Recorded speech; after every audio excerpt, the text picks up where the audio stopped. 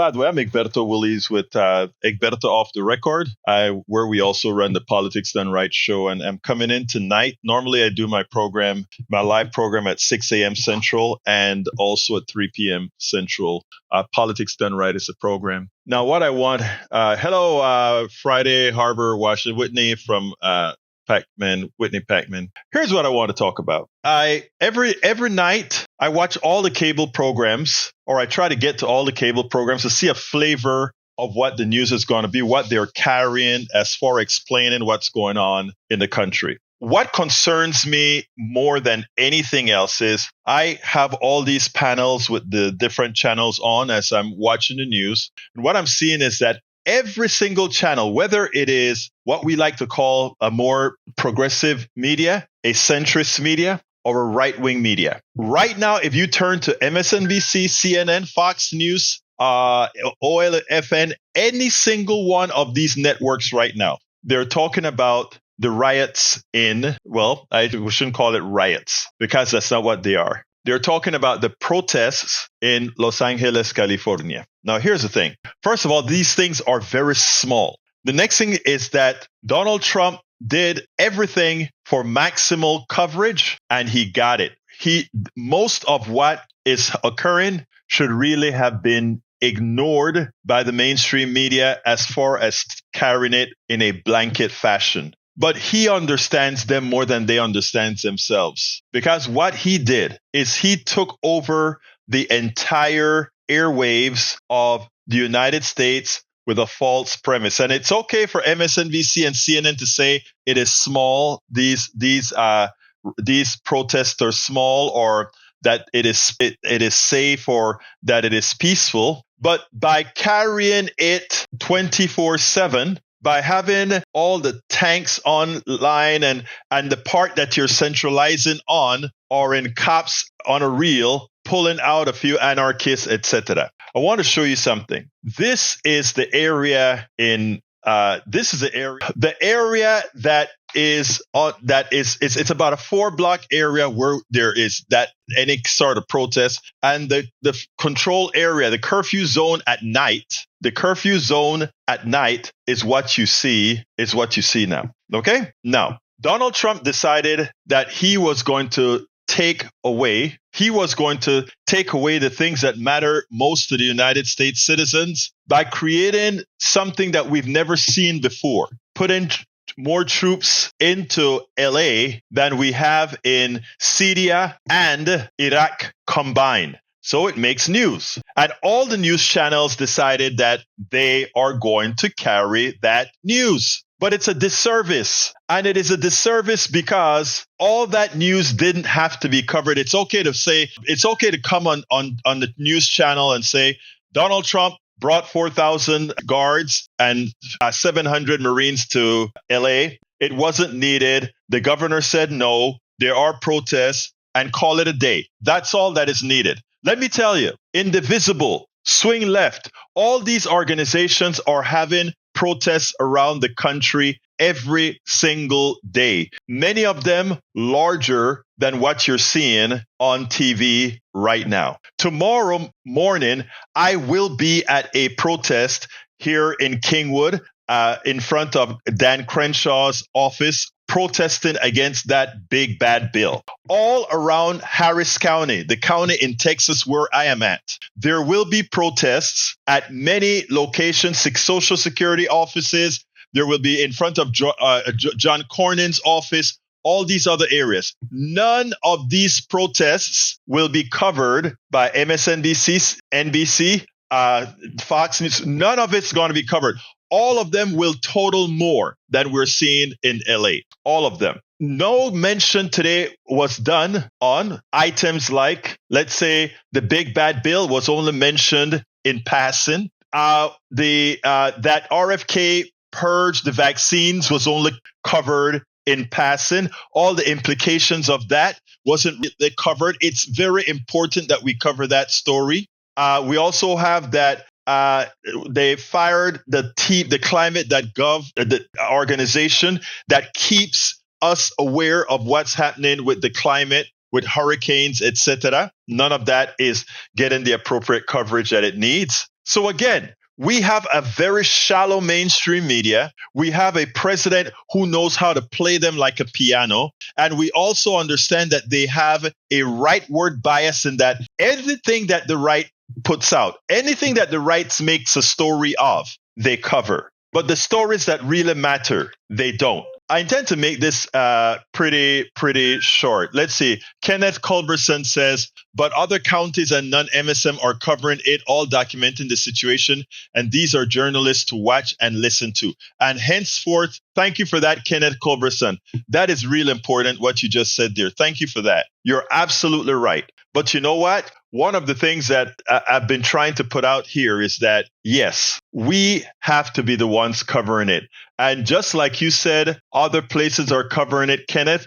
My goal with this short message that I'm talking about here is to ask everybody that listens, everybody that hears, it's not just enough to see that other small places are, Free Speech TV and Tom Hartman. In fact, I had Tom Hartman on a couple of days ago. What I'm asking all of you that are watching is to share these stories and also share this message. Let people understand that we have to be our own media. Back in our coffee party days, I was a member of the coffee party, and we established not an organization, but we established a policy called Be the Media. And what it meant is we understood that during the times of, I don't remember if you remember the Obamacare times, they were not putting out the truth about the Affordable Care Act, and they were allowing the throw your grandmother off the cliff and death panels and all these things. The mainstream media would hear the right wing talk about it, and they would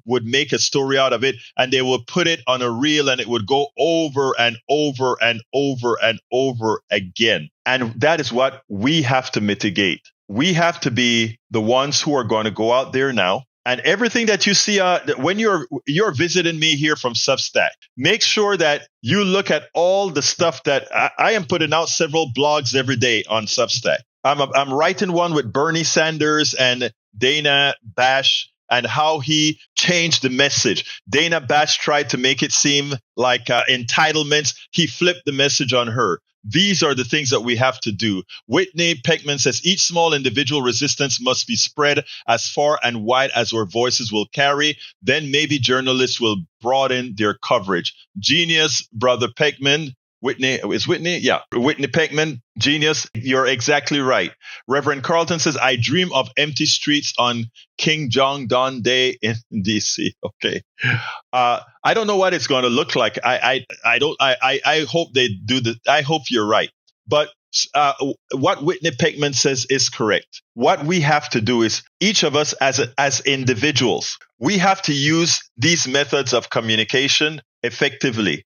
What that means is every story of interest, you've got to throw it out there on your feeds, not just on your Substack feed, but if you also have a Twitter feed, if you also have a Facebook feed, take that message and put it on Twitter as well, right? It is so important that we do that. Now, I want to say that every day, and I mentioned this, and I swear this isn't really just self-serving in as much as it is partially self-serving, but every single day, we make sure and put out a lot of stories that we think are of interest from a point of view for people to look at, and others are doing the same thing too. I'm not talking about those mainstream media folks that have just migrated to Substack and given us the same regurgitation from the mainstream. I'm talking about those of us that are adding context, adding additional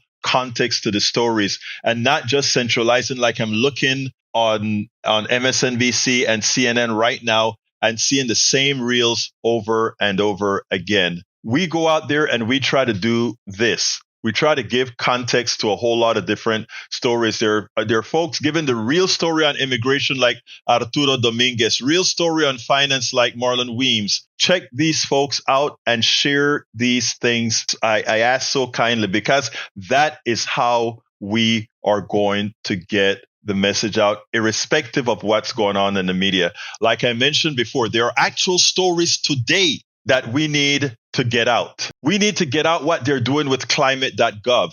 I don't think I heard that on TV. climate.gov. We're into hurricane season right now, and they are decimating the climate area. They are decimating the climate area. Likewise, we have to keep up the story on what's happening with vaccines. We're about to get into the winter. Summer is going to be over quickly. We're going to be locked up together during the winter. And having these two clowns do what they've done with vaccines, we can expect more people to get severely ill and die because we have bad leadership. Just like we had bad leadership when Donald Trump started, the way he handled COVID, we'll have bad leadership again. Now we know he's a bad leader. We can be the difference in given direction. Likewise, more important of them all is the big bad bill. As we talk about LA, as we talk about all these ancillary things, the big bad bill is going through the Senate. And while there are certain senators that are starting to complain, Donald Trump has a way of bullying these guys. You know, he's a thug. He's a mob boss. He has a way of getting right back, getting their votes by hook or crook. They'll vote against their own interests. This is a good story that I picked up at Common Dream. Healthcare cuts will kill. Rally protest deadly Trump GOP war on Medicaid. We have to start talking about these things the way they're going to be. They're going to kill your grandma. They're going to kill your auntie. They're going to kill your cousin. Do you have relatives in a nursing home? They'll be killed by this bill. Do you have relatives on Medicaid? That medicine that they once had, they will not be privy to any longer. We have to hold the bull by the two horns and be the narrative. And it's not only about sharing the stuff that I write or other people write. It's about you writing. You don't have to write a whole article with references, etc. But write a Facebook post. You see something on TV. Wow, I'm concerned about that. This is a bad thing. Today, I got a call from one of the listeners of my morning show, and she called and said, Egberto, I have a lot of stories to tell you about Medicare Advantage. And she says, and I asked her, will you do a video with me on the stories you have to tell on Medicare Advantage, what has happened to you, so that we can convince others the fraud that it is and why they should, if they can. I mean, there are some people who have no choice, but if you have a choice, why you should never go and do Medicare Advantage. We are going to have to be in this together. We're going to have to do this together because we're not going to get the help either from the current government, which is pretty much a fascist entity, an autocratic entity, and the mainstream media falling in line.